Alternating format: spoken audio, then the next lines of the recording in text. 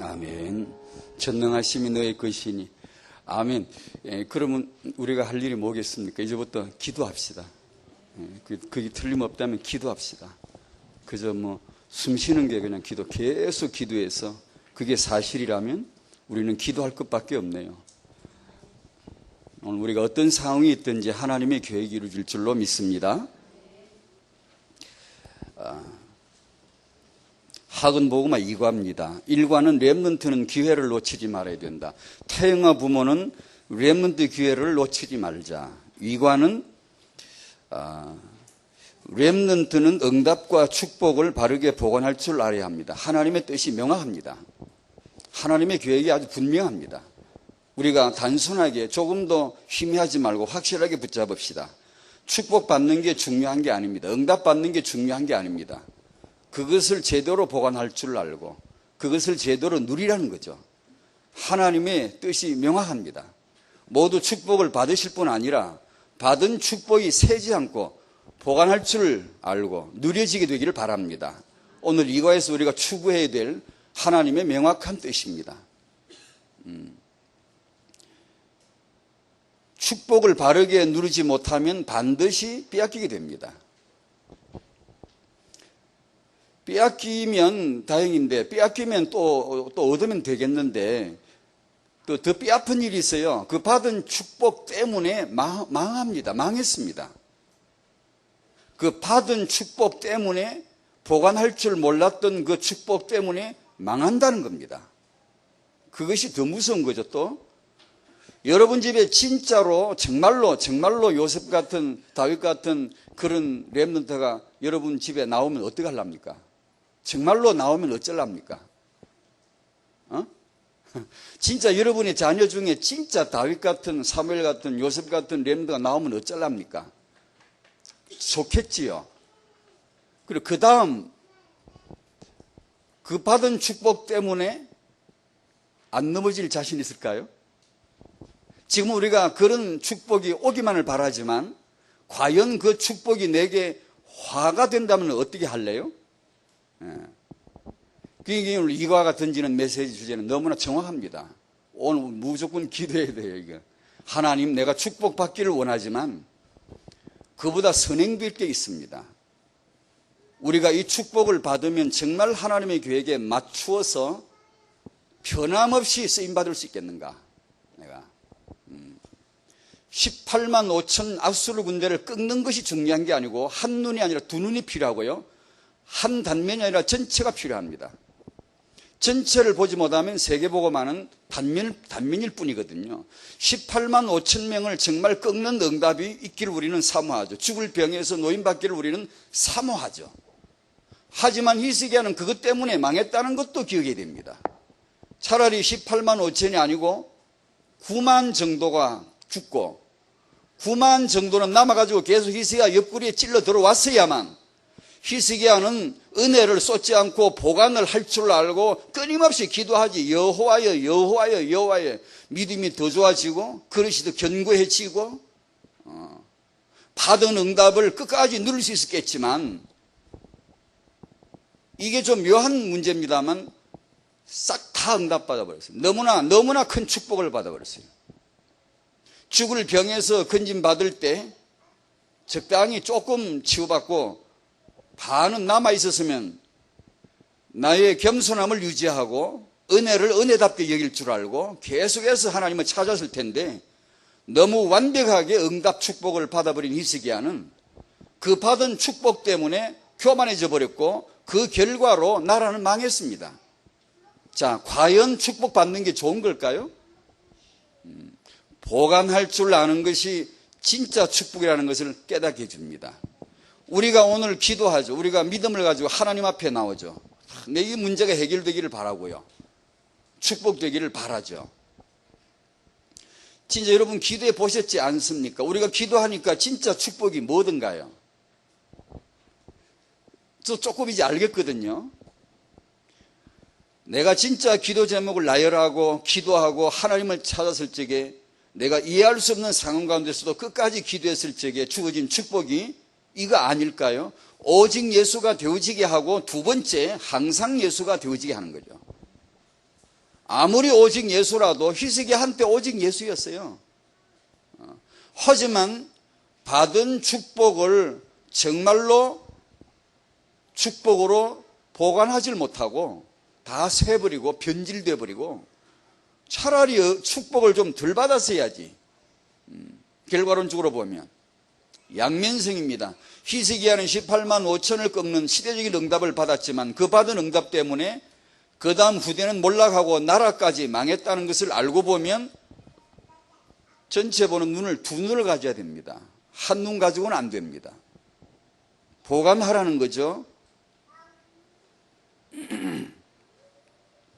보관 못할 축복은 작게 받는 게 더 나을 수도 있겠죠. 솔로몬은 너무 보관 못할 만큼 축복을 너무 많이 받았어요. 히스기야도 그렇고요. 그래서 기도 중에 기도는 그건가 봐요. 무조건 해결하는 게 아니고 이걸 통한 하나님의 계획이 있을 건데 그 계획을 묻는 거죠. 그것이 이루어지는 것이지 내 중심에 내 문제 해결, 내 축복, 내 응답만이 아니죠. 이건 아니죠. 그게 아니죠. 솔로몬은 하나님을 떠난 모든 것이 우매함을 간절히 알렸습니다. 한 맺힌 필생의 일생의 마지막 결론의 메시지입니다. 솔로몬은 그것을 남겼지요.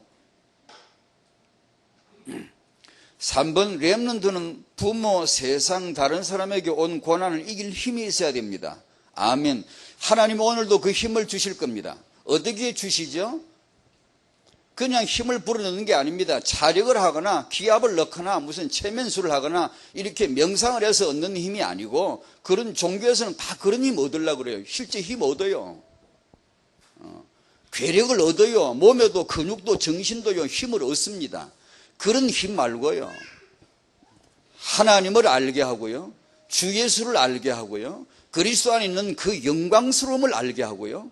지혜와 계시의 영을 더하여 주셔서 하나님을 알게 하고요. 그렇게 해서 힘을 얻게 하죠. 가정 문제, 국가 문제, 세계 문제 모두 이길 수 있도록. 타영아 부모님 여러분, 다시 한번 말씀 우리가 같이 나눕시다. 오늘 이관은 명확합니다. 축복이 문제가 아니고 응답이 아니고 그것을 바르게 보관할 줄 아는 거, 그것을 바르게 누릴 줄 아는 거. 여러분 집에 시대적인 렘넌트가 만약에 진짜 주어진다면 여러분은 그럴 때 오히려 더 끝까지 변함없이 가장 바닥에서 겸손하고 오직 이것이 하나님이었다고, 이것은 완전히 하나님의 은혜였다고, 나는 아무 한계 없다라고 끝까지 고백하고 이 축복을 누릴 수 있기를 바랍니다. 그러면 하나님 안 주시겠습니까? 이과를 통해 그런 은혜를 받았습니다. 오늘 마가복음 9장 말씀을 같이 여시고 말씀 좀 나누겠습니다.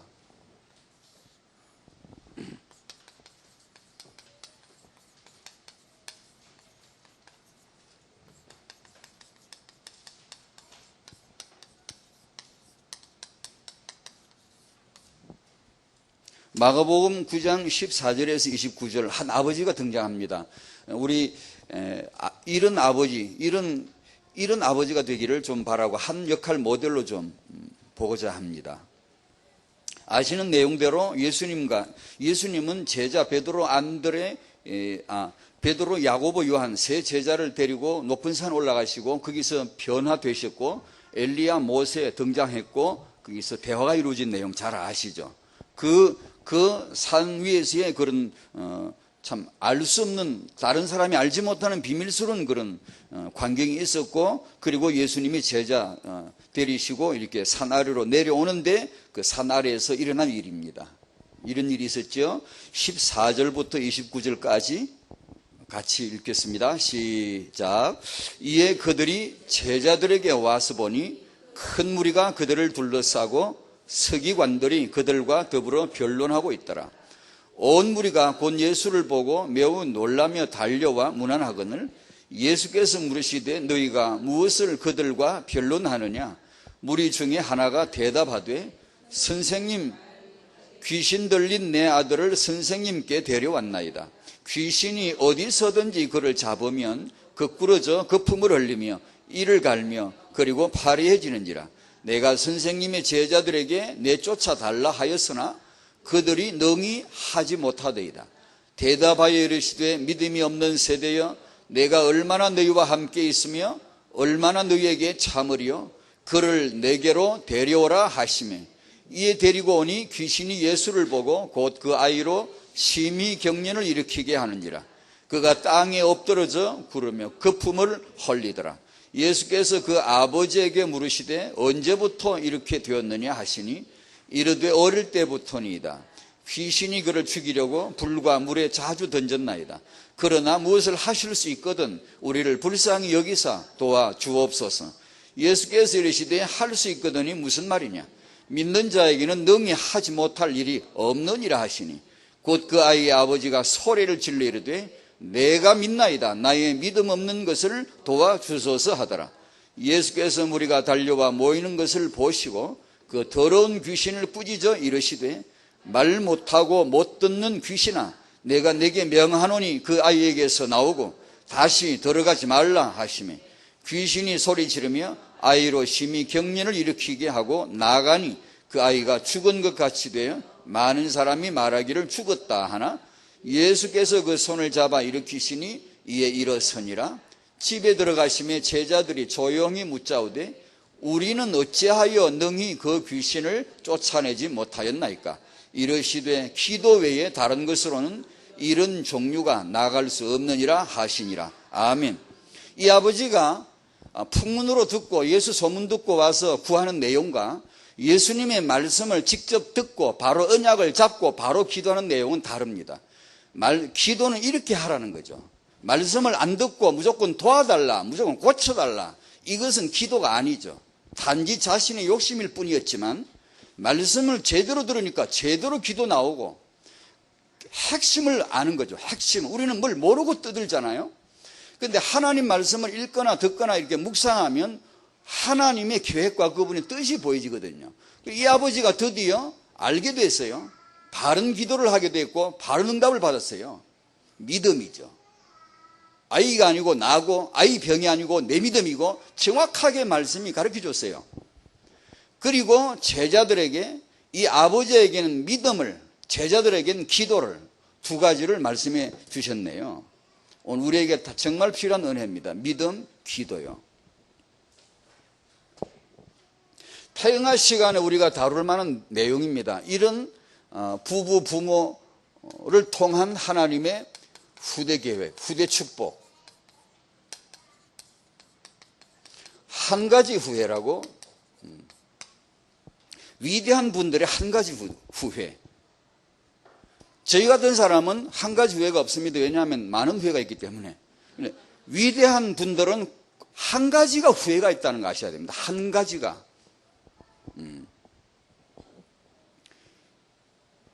시대적인 사람이지만 한 가지 후회에서는 자유롭지 못했어요. 신기하게 이게 그런 부분은 없겠지만 이런 말을 붙여도 될 만큼 이게요, 일종의 하나의 공식 같더라고요.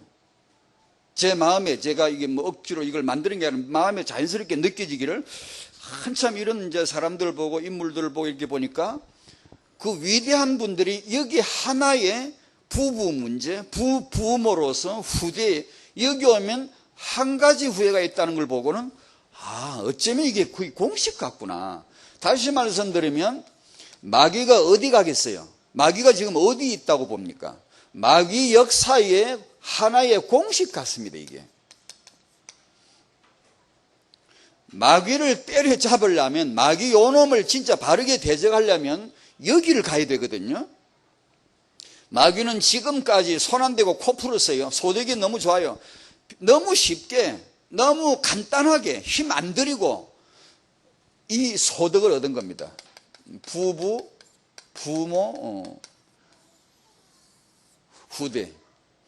이제 그거 못하게 해야 됩니다. 이제 사단이 이제부터는 이 사역이 쉽지 못하게 해야 됩니다. 사단은 손 안 대고 코 푸는 식으로 너무 쉽게 이 사역이 장악되어 있고, 우리 기독교는 오래 사역이고 특별한 사역이고 간혹 가다가 하고 이것이 진정한 사역의 핵심에 들어오질 못하고 있는 사이에 사단은 아주 자기 앞마당처럼 아주 그냥 마음대로 종횡무진하게 누린 겁니다. 그걸 못하게 해야 됩니다. 간단합니다. 그건 간단합니다. 이런 비전을 가진 자들이 일어나야 됩니다. 이런 눈을 가진 자들이 일어나야 됩니다. 창세기 1장 27, 28절 같이 보는 눈, 히스기야의 앞과 뒤를 같이 보는 눈, 히스기야 같은 18만 5천 응답 받고 싶죠. 미안하지만 그거 받아도 안 돼요. 왜냐하면 다음에 한 가지 회의가 기다리고 있습니다. 보관할 줄 알고 이것을 누릴 줄 알고 이 은혜를 항상 예수가 되게 하는 정말 차원 있는 응답이 기다리고 있습니다. 그걸 받지 않으면 다윗 나오고도 무너졌고 사무엘 나오고도 무너졌고 이 두 눈이 필요합니다. 이것을 알고 사단을 대적할 이 부분의 사역자들이 많이 나와야 되고 붙어야 됩니다. 이 사역에서 대적을 해야 된다고요. 간단하죠. 그건요. 이 사역에 대한 말씀을 이 빛을 캠프해 줘야 됩니다. 우범 지역을 없애는 방법은 부산 임마늘교회 그 산길 올라가는 길에 그것이 간혹 범죄가 일어나고 그런 어두우니까 그걸 해결하는 길은 간단했습니다. 연설도 필요 없고 메시지도 필요 없습니다. 그거 가서 떠들거나 뭐 캠페인을 할 것도 없어요. 딱 하나만 했어요. 빛을 밝히는 거죠. 그 지점에다가 빛을 밝히는 거죠. 그러면 범죄는 사라지죠. 저는 우리 청년들에게 제가 잠깐 나눈 필립 짐바르도 교수가 했던 깨어진 유리창의 법칙이 바로 그거죠. 낙서 하나를 지웠는데 범죄를 물러가게 하고 캠페인을 하고 할 거 없어요. 뉴욕의 지하철이나 그 어두운 뒤에 골목에 범죄를 사라지게 하는 단 하나의 방법이 있었어요. 뭐죠? 낙서를 없애는데, 낙서 하나를 지웠는데 모든 범죄가 사라져버렸어요. 낙서가 지저분하면 사람들의 심리가 여기는 지저분하구나, 내가 지저분하게 놀아도 되겠구나, 여기서는 내가 범죄해도 되겠구나 하고 범죄가 계속 일어나요. 그런데 작은 것 하나를 없앴는데 깨끗해져 버리는 거예요. 그와 같이 청년의 결혼, 부부의 임신, 부모의 출산, 육아, 조부모 그리고 후대에 대한 태어나에 대한 하나님의 비전을 계속해서 빛을 비춰줘야 돼요. 이걸 1년에 한 번 비춰가지고 이걸 5일달만 비춰가지고 이게 되질 않거든요. 그러면 강단에서 늘 이걸 되냐? 그건 아니거든요. 그래서 이런 사역자들이 나오셔서 이 사역을 항상 사역으로 항상 시스템으로 깔아줘야 되고 그걸 빨리 만들어야 됩니다. 해서 끊임없이 이 교육이 돌아가게 해줘야 됩니다. 반드시 이깁니다. 그러면 사단은 맥을 못 쳐요. 말씀이 들어가고 있는데 지금 빛이 캠프가 되고 있는데 마귀가 어떻게 역사합니까? 그러니까 위대한 분들이 놀라운 언약의 사명을 받고 누렸지만 이 부분은 어두웠다는 거죠. 왜? 캠프가 안 된 거죠. 말씀을 안 받은 거죠. 그러니까 그 부분에 넘어질 수밖에, 사단이 자꾸 있는데, 그래서 지도자들에게 이게 약점이었나 봐요. 아시는 대로 간디는 인도를 살리지만 자기 무너지는 아들을 외면했어요. 살려줄 수가 없었지요. 제가 이름 알려진 분이니까 이런 이름을 좀 덜 먹입니다. 양해해 주십시오. 조영기 목사님이 기독교 방송에 제가 어쩌다 밤에 잠자기 한 10분, 15분 잠깐 쉬는 새에 틀어봅니다. 들어보면은 메시지가 나오더라고, 하시더라고요. 그분이 이런 메시지를 하세요. 난 평생에 꿈을 꿨다. 하나는 세계 최고의 교회, 우수한 교회를 세우고 싶었다. 꿈꾼 대로 하나님이 주신 줄로 난 믿는다. 두 번째, 세계 곳곳을 다니며 말씀 전하기를 꿈을 꿨다. 꿈꾼 대로 되어져가고 있다고 난 믿는다. 그런데 내 생애에 딱 한 가지 후회가 있다고 그러더라고요. 귀가 번쩍 열렸거든요. 왜냐, 저는 한 가지 후회에 대해서 요즘 생각하고 있기 때문에요.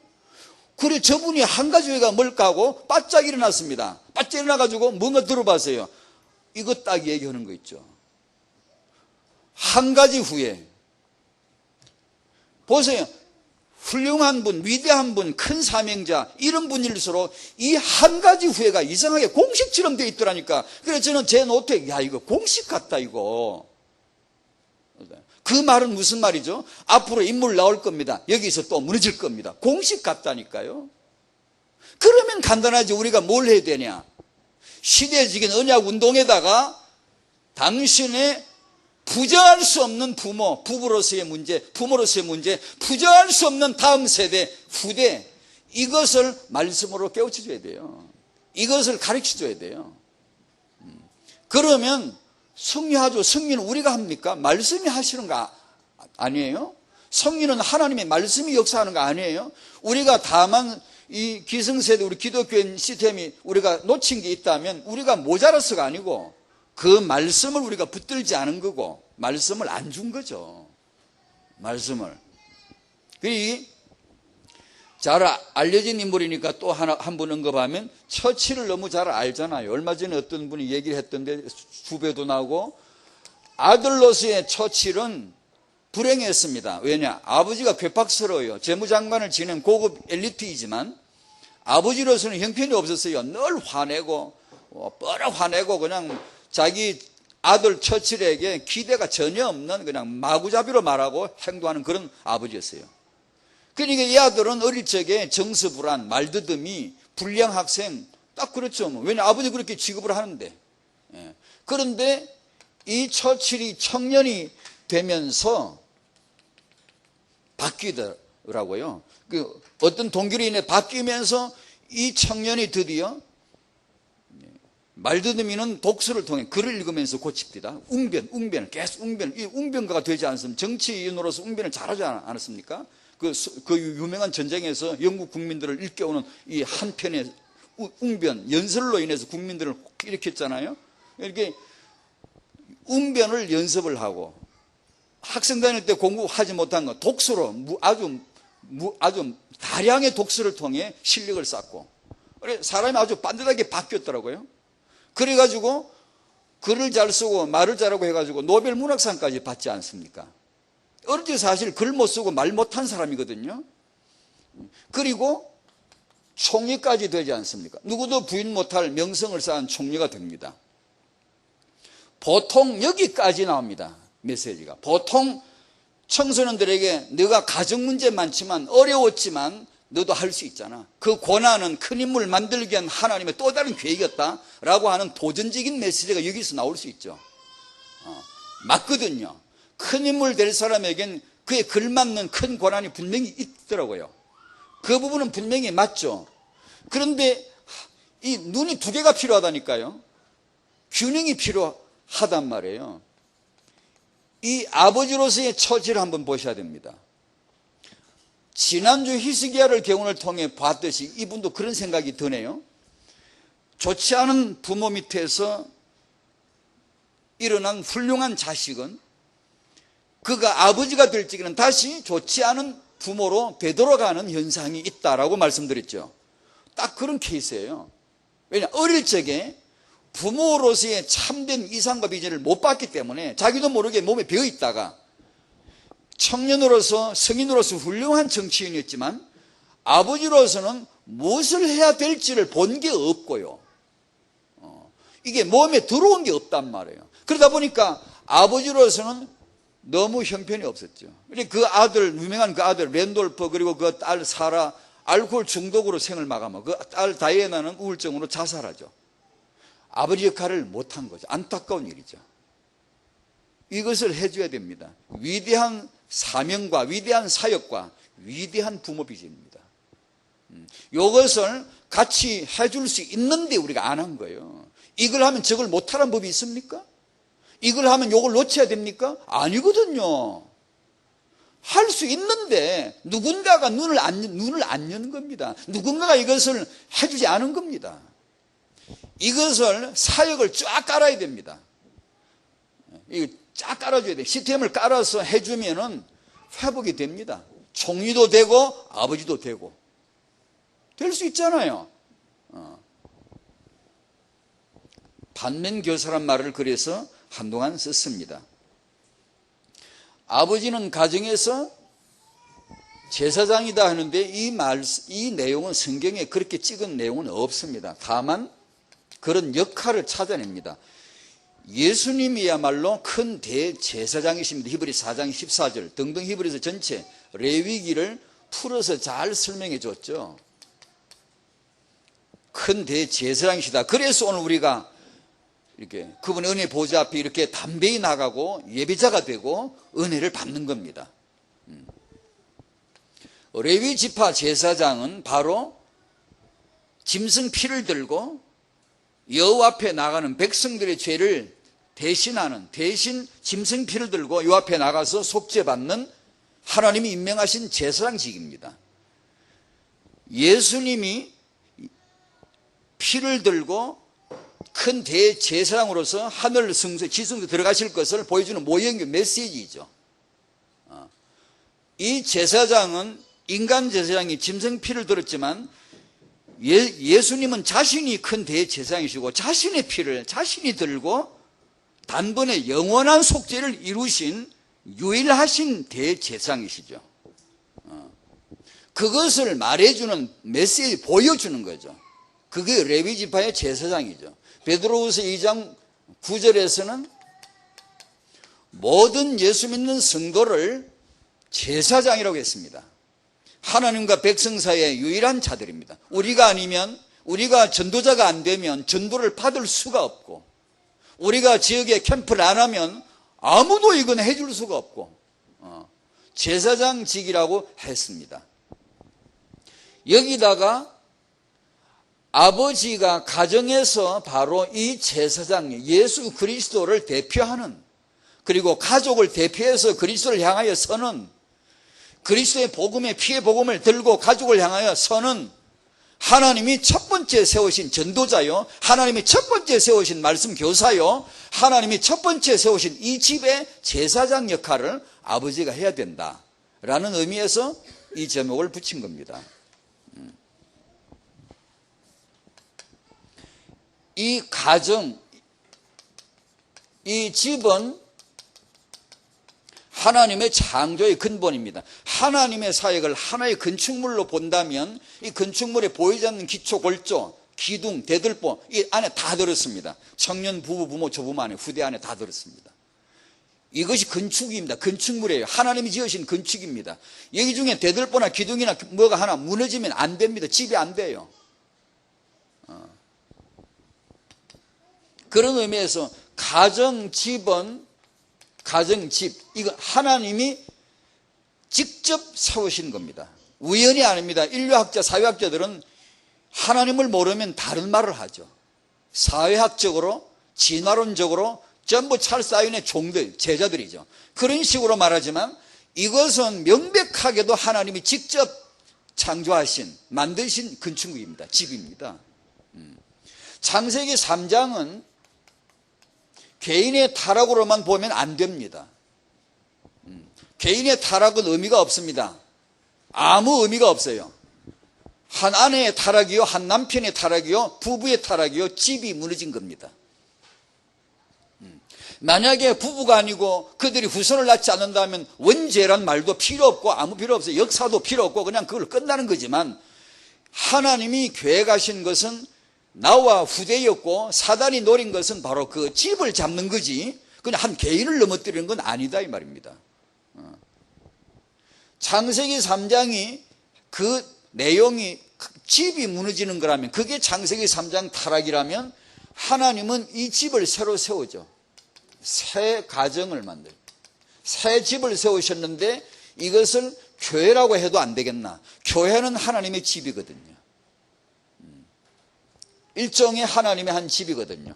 그래서 이것은 교회와 가정은 한 언약 안에서 한 그림으로 봐야지 나누어 보면 절대 안 되고, 그 안에서 우선순위의 균형, 우선순위와 더불어 절묘한 균형이 필요하지, 가정이 중요하니까 교회 예배를 빼먹어도 된다, 이건 천하의 바보 같은 생각, 이건 전혀 하나님의 가정 비전, 교회 비전을 못 본 사람이 하는 거지.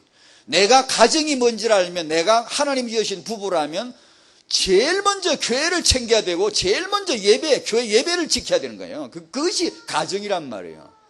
교회가 모르는, 교회를 모르는, 예배를 모르는 가정은 하나님 원래 그런 게 없어요. 그거. 반대로 내가 영적인 사명을 감당하기 위해서 내가 내 가정을 좀 이렇게 소홀히 해도 되겠다, 희생시키겠다라고 하는 특수한 한두 사람이 있을 수 있지만 대부분은 그렇지 않습니다. 그건 중대한 실수입니다. 전 어릴 적에 크면서 청년 자라오면서 그런 메시지 많이 들었어요. 아닙니다. 그건 중대한 실수예요. 이것도 저것도 같이 봐야 되고 할 수가 있어야 되고, 가정과 교회는 사실 하나입니다. 우리 가정은 지교회가 되어야 되고, 거기서 예배가 이루어져야 되고, 교회로 모이면은 하나님의 집이요 하나님의 가정이 되어야 되고, 사단 역사가 뭐죠? 목회자와 교인 사이에 갈등과 심하면 싸우는 겁니다. 집안에 가서 아버지하고 자식하고 멱살 잡고 싸우는 꼴과 똑같은 겁니다. 사단 역사지요, 그게요. 그런 폐륜이 어디 있습니까? 교회 안에서 싸운다? 교회 안에, 그게 뭐죠? 말씀이 우리가 빛이 비추지 않을 적에 이게 무너진단 말이에요. 이것은 가정과 교회는 하나로 봐줘야 돼요.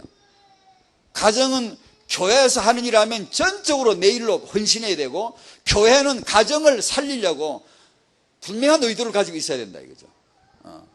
가정, 그 남편, 아내, 아버지, 어머니 개인화가 되도록 분명하게 이것이 되어져야, 이것이 개교에서 어려우면 본부에서 사회시스템을 빨리 깔아줘야 되고, 그게 안 되면 결국 거기서 무너지더라고. 거기서. 아버지는 가정에서 제사장이다. 이 한마디 말은 아버지 역할을 바로 보여주죠. 아버지는 누구냐? 전혀 일반 사회학이나 이런 데서는 볼 수 없는 거죠. 이건 정말로 유일한 성경에서 볼 수 있는, 아버지가 가정의 제사장이라면 아버지가 해야 될 역할은 첫 번째 복음이죠. 복음. 가정에서 복음 책임자요, 복음 전달자요, 복음으로 가정을 리드해야 되고, 복음으로 가정을 이끌어가야 될 책임자가 아버지이죠. 이런 아버지가 될 때까지 우리는 이런 메시지는 아무도 비난 못합니다. 왜냐? 제 자신조차도 아버지로서는 너무 약하거든요. 목사도 시원찮지만 아버지로서는 더 시원찮거든요. 제가 늘 핑계 삼아 말은 만듭니다만 거룩한 불만을 쏟아놓습니다. 안 가르쳐 주더라고요. 그렇게 착한 저를, 하나님의 너를 향한 계획이 이 가정에서 아버지로서 남편으로서 그런 역할과, 그리고 하나님의 사역, 목회라는 것을, 이것이 둘이 아니고 하나다, 하나. 오죽하면 그랬을까? 디모데전서 3장 6절 12절에 네가 네 집을 다스리지 못하면 하나님의 교회를 섬기려고 왜 하냐? 그렇게 말씀하신 의도가 뭡니까? 하나이기 때문이거든. 그게요, 그건 둘로 나누지 말라는 거거든. 신학자들이 나누었잖아요. 그게 이제 요것을 은혜 받을 때, 정말로 은혜를 사모할 때 크는 코는 대학 청년들에게 계속 메시지가 들어가면 캠프가 되잖아요. 아버지가 하실 일은 간단합니다. 예수님이 십자가에 왜 죽으셨냐? 왜 피 흘리셨냐? 바로 너와 나는 죄인인데 그리스도께서 오셔서 나를 위하여, 너를 위하여 십자가에 대속이 피 흘리셨다. 이 피가 아니면 아무도 구원받지 못한다. 내가 사랑하는 이 자녀의 가장 필요는 뭘까요? 너무나 많은 게, 다른 게 있잖아요. 그걸 다 끄집어내야 되잖아요. 다 찍어내야 되잖아요. 콕콕 찍어내야 되잖아요. 다 비켜나가야 되잖아요. 내 자녀에게 가장 필요는 복음이요, 내 자녀에게 제일 첫 번째 필요는 구원이다. 그래서 나로 아버지 되게 하신 것이다. 요게 되도록 아버지 사역을 해줘야 됩니다. 해주면 됩니다. 아버지들이 이걸 알 수 있어요. 내가 정말로 내가 바쁘다고, 내가 이 바깥 일에 바쁘다고 내가 이 일을 소홀히 할 일이 절대 아니구만. 그걸 알게 해줘야 됩니다. 그리고 알게 해주면 압니다.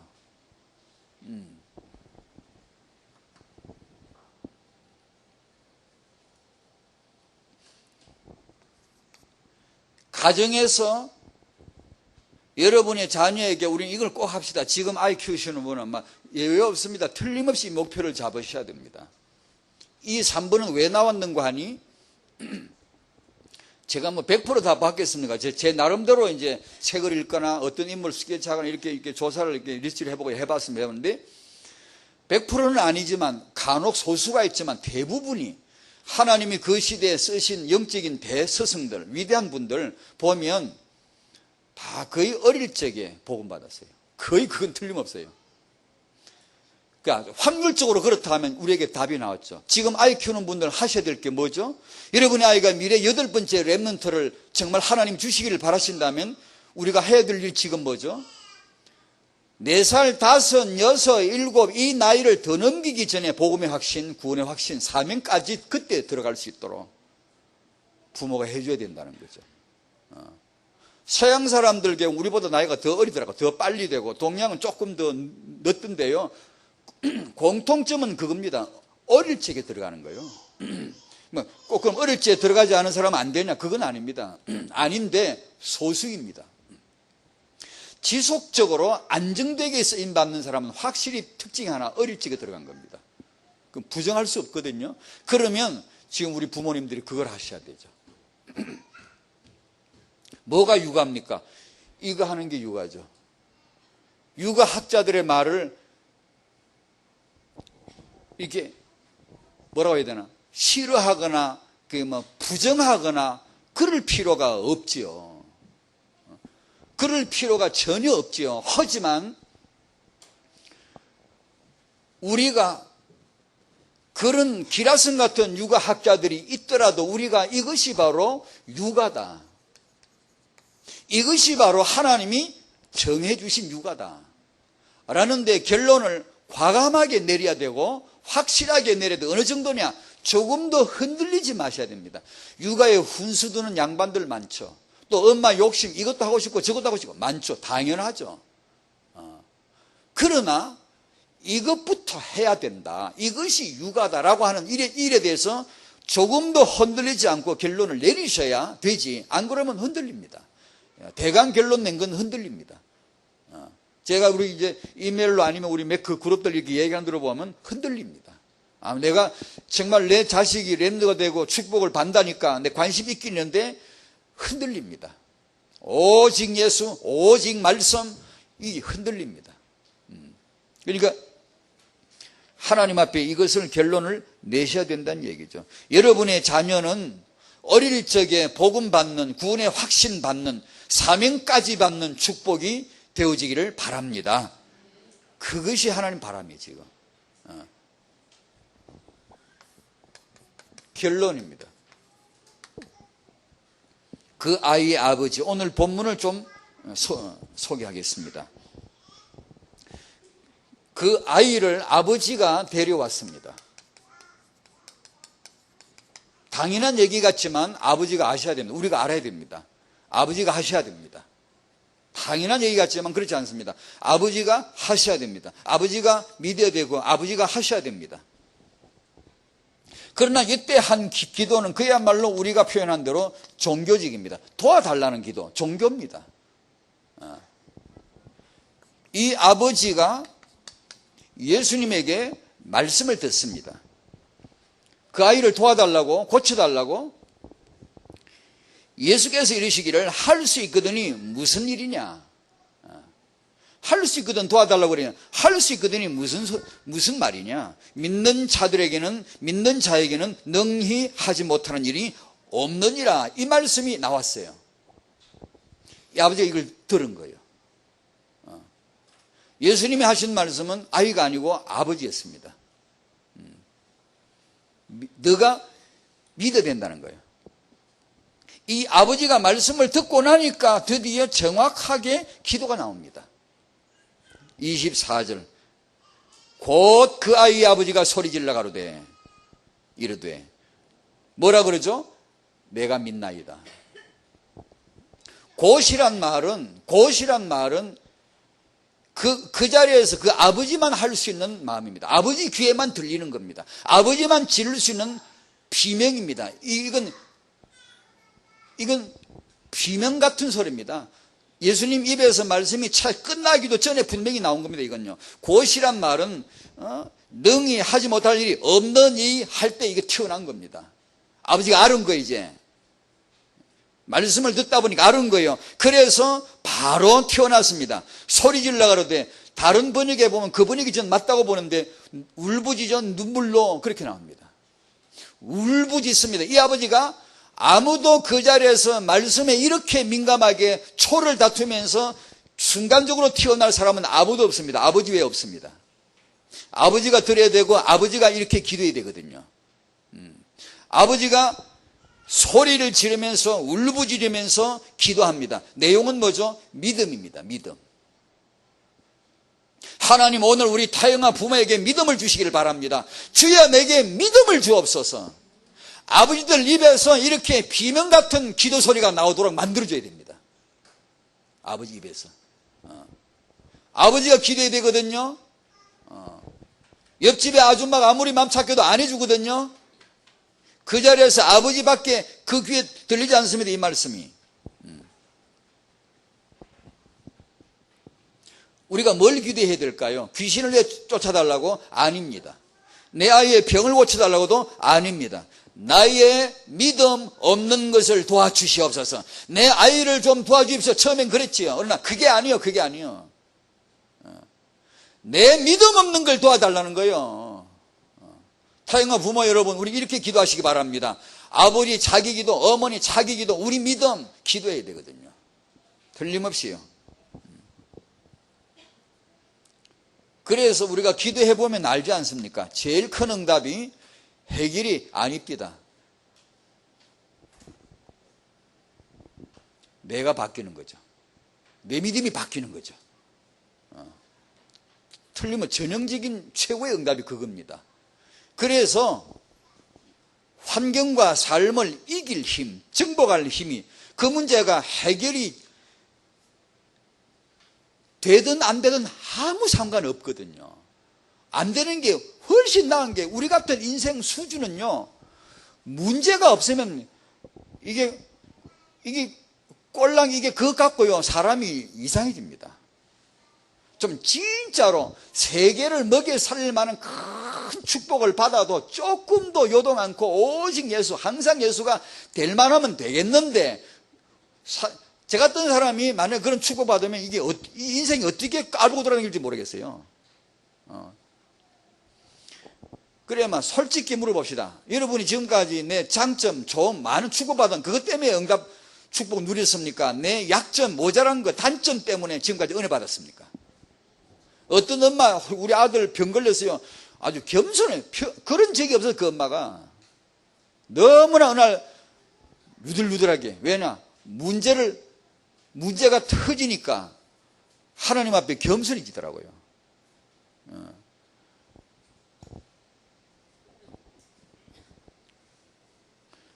그래서 아까 서론에 말씀드린 대로 히스기야가 18만 5천 해결된 거 알고 보면 좋지 않아요. 9만이나 아니면 18만 정도 해결돼 가지고 나머지는 계속 괴롭혀야만 돼요. 그래야 믿음이 살아있다니까. 여러분 지금 아이고 네 죄송합니다. 여러분에게 문제 없어 봐. 이게 안 와. 전부 다 싸돌아다니지. 할렐루야 놀렐루야 돌아다니면서 주여 주여 하면서 간증어 돌아다니고 뭐 포럼 나서 까불고 돌아다니고 그러지. 자식 문제, 남편 문제 끊임없이 하나님 앞에 기도하도록. 그러다 보니까 저 인간은 여전하지만 내 믿음은 달라지잖아요. 바뀌잖아요. 그게 이길 힘이요. 그게 이길 힘이라고요.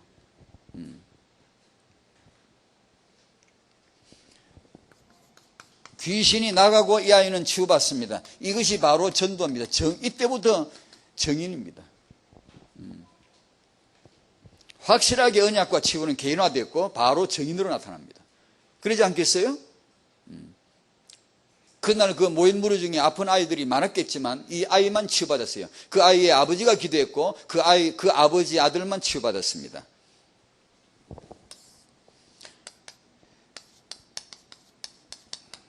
아버지로서 자녀의 양육에 대해 멀리 있는 분, 이 양육의 책임에서 혹시 멀리 있지는 않습니까? 나하고는 별로 관계가 없는 것 같고 내 아내가 주로 할 일이고 나는 관계가 없는 것 같고 혹시 그런 분 안 계십니까?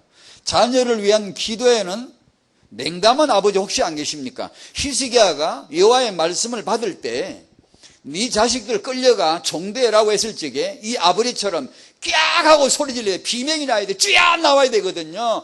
주야 나와야 되거든요. 주야 나를 차라리 불하시고 내 자식을 살려주시면 안 되겠습니까? 내 정신 차리겠습니다 해야 안 됩니까? 이 아버지는 냉담했어요. 기도 한마디 하지 않았어요.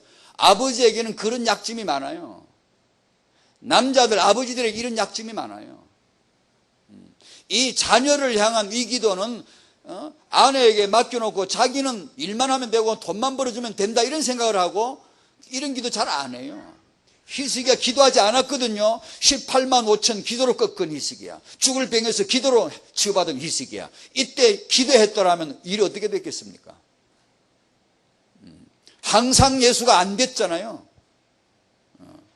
그러니까 아버지로서 우리가 기도하지 않는 것이 약점이랍니다. 너나 할 것 없이 아빠들의 비교적 그런 태생이 있답니다. 그러니까 아버지가 기도가 안 되는 분, 자녀가 병들어 있거나 자녀 문제로 마음이 속상하는 아버지, 오늘부터 기도해야 됩니다. 어디에 기도해야 되냐? 말씀을 먼저 들으세요. 기도는 능력이기 때문에 위험하기도 합니다. 불 가지고 노는 겁니다. 그 엉뚱한 소리 하면 안 돼요. 그냥 기도를 너무 무조건 하려고 할 필요가 없더라고, 이제. 제가 생각해 보니까. 없고, 그냥 기다리면 됩니다. 예수님 만나면 되는 거예요. 말씀 만나면 되는 거예요. 말씀을 들으면 기도가 바로 탁 튀어나야 돼요. 말씀을 들으면 그 말씀 속에 언약을, 나를 향한 언약을 딱 발견하고 바로 아버지가 그걸 잡고 기도하는 거예요. 다른 소리 할 거 아무것도 없거든요. 연구할 것도 없어요. 다 이미 언약이 와 있잖아요. 이미 다 말씀 응답이 와 있잖아요. 그걸 듣는 거예요. 듣다 보면 하나님의 계획이 보이잖아요. 내 믿음이구나. 하나님 나를 향하시는구나. 아버지가 내가 믿음을 얻어야 되는구나. 내가 일어서야 되는 거구나. 말씀이 오잖아요. 그러면 바로 자기를 위해 기도할 거 아니에요. 그리고 이 자녀 문제를 놓고 병을 고쳐달라가 아니고 하나님의 계획이 이루어질 줄 믿는 거죠. 이게 이제 이기는 거예요. 환경이 이기는 거예요. 문제 있으면 뭐 필요해요? 이기면 되고 계획이 이루어지면 되는 거죠. 그렇잖아요. 그게 중요한 거지. 내가 편하고 그건 응답이 아니거든요. 내 자식이 잘 되고 그것만 응답이 아니거든요. 아버지에게 정말 기도가 필요하고요. 아버지는 가정에서 이렇게 꼭 합시다. 말씀을 가르치는 자, 예배를 인도하는 자 책임을 지셔야 됩니다. 절대로 아이 엄마에게 미루지 마시고 아버지가 책임자다. 왜 책임자냐? 하나님이 자식 잘못 키웠을 적에 아버지 불러 책임 물었지 어머니에게 물은 적 한 번도 없고요. 자식 잘 키웠을 적에 엄마 얘기면 아빠 얘기 안 해요. 한나 얘기 나오지 다른 얘기 안 해요. 자식 잘못 키운 데는 하나님이 엘리에게 추궁해요. 네 왜 자식에 금하지 않았냐. 엘리 아내도 있거든.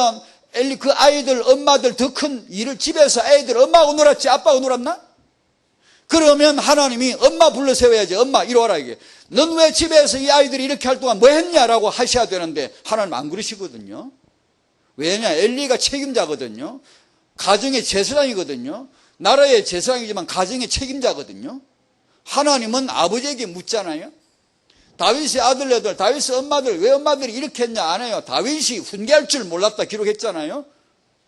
난 정치 바빴는데요. 아니, 하나님은 그걸 말하면 그런 변명을 듣지 않더라고요. 아버지에게 묻습니다. 우리 목회할 분들에게 젊은이들이 가르쳐줘야 됩니다. 목회자에게 목회를 묻는 게 아니고 가정을 아버지를 묻는단 말이에요. 지도자에게. 그것이 한 가지 후회입니다. 다 잘했는데 이거 하나 실수한 거 하나님이 묻지 않고 제낄 수도 있잖아요. 그러나 그렇게 많은 공을 세워도 이거 하나 때문에 개인 가문 나라 다 무너졌잖아요.